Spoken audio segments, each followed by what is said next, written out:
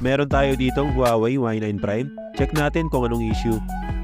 Mukha namang okay yung rear cam pero pag nag-switch na tayo sa front cam, hindi tayo makapag-switch sa front at bumabalik din ito sa rear cam. At the same time, ayaw din mag-pop up ng front camera. Buksan natin at silipin kung bakit ayaw gumana yung front cam. Tanggalin ang back cover, i-unscrew, tanggalin ang board cover.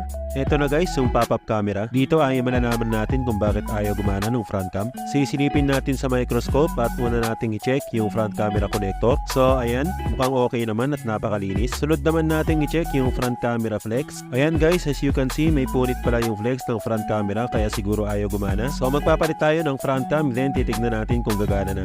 Ito na nga pala yung bagong camera, ilalagay lang natin sa frame. Install na natin. Ayan, nakabit na. Bago natin i-assemble ay i-test muna natin kung gumagana na. Test na natin. Ayan guys, nag-pop up na yung front cam at the same time may image na rin.